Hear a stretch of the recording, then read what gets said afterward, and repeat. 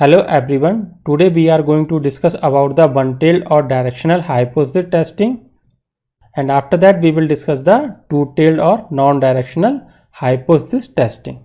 In our last video we had discussed about the hypothesis testing, what is the hypothesis and what is the hypothesis testing. So let's discuss today what is the one-tailed or directional hypothesis testing. Let's understand by one example here. This is your alternate hypothesis that John will score in GRE 99 percentile. This is your null hypothesis. It means the actual claiming. John is claiming that he will score 99 percentile. So what would be the alternate hypothesis? Alternate hypothesis, the opposite of H0. It means whatever the John is claiming, that is not true. It means John will not score 99 percentile. So this is your alternate hypothesis. If we have an alternate hypothesis in a one directional, here you can see if we are able to check John score is less than 99 percentile, then our alternate hypothesis will be pass. So if the alternate hypothesis has one directional testing, it means we have to only test in one direction. So here if we are able to check whether John is able to get less than 99 percentile, then we will reject the null hypothesis. It means we have to only check in one direction. Let's another example here. Let's one person want to buy 3 BHK flat in Delhi and his budget is 60 lakh. So in this case, what would be your null hypothesis? Null hypothesis would be buy 3 BHK flat in 60 lakh, or we can say that less than or equal to 60 lakh, because if we are able to buy flat in 60 lakh or less than equal to 60 lakh, in that case both are feasible for this particular person. And what would be the alternate hypothesis?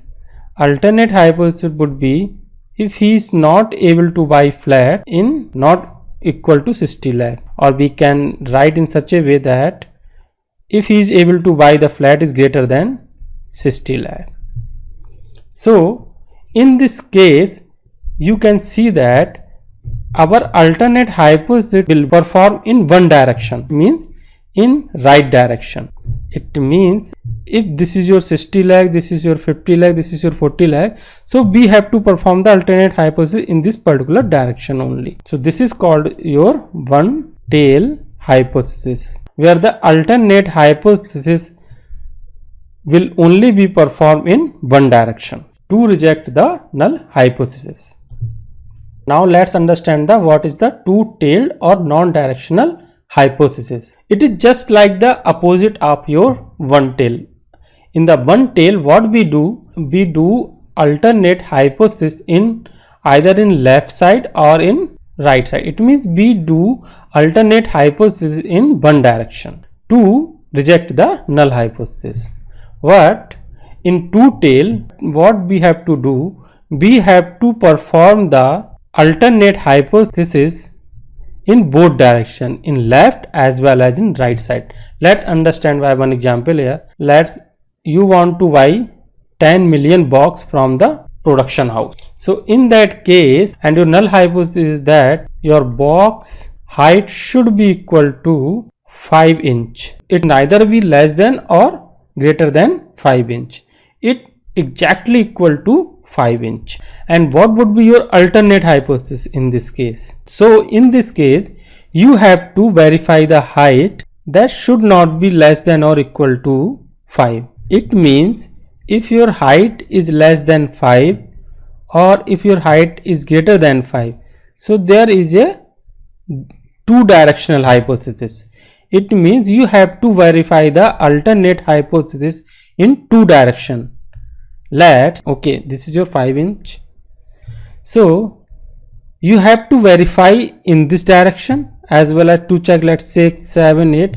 You have to verify these points as well as in the left side, like 4, 3, 2, these points also. So it means you have to verify the alternate hypothesis in both direction to reject the null hypothesis. So in this type of the problems we use non-directional hypothesis testing or two-tailed hypothesis testing. Let's take some another example.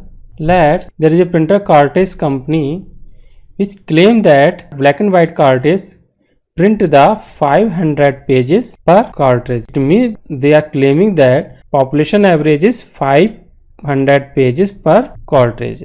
So what would be your null hypothesis? Null hypothesis would be your average is 500 pages per cartridges. So if you want to buy the cartridges in that company, so before buying the cartridges, you will verify the null hypothesis. Whatever they are claiming, that is correct or not. So for that, what you will do, you will take some samples, you will collect some cartridges, and you will take some different printers. Like there are the first company printer, second type of the company printer, third type of the company printer, and you will do some testing, and you observe that the average of the samples is 510 pages. It means you will accept the null hypothesis. If you get the 490 pages, in that case you will reject the null hypothesis and you will accept the alternate hypothesis. So in this case, what type of the testing you have to perform, one tail or two tail? So here you need to do some your common sense, because as per the null hypothesis it is equal to 500. So we can say that if you are not using your common sense, you can directly blindly say that H1 alternate hypothesis would be the printer is less than 500 pages or printer is greater than 500 pages. It means you have to perform the alternate hypothesis in both the direction. But here is not the case, because you are a consumer, okay, and if you want to buy the printer cartridges, you will not be happy if the printer is providing the greater than 500 pages. You will accept, right? You will accept the null hypothesis because the average samples is greater than 500.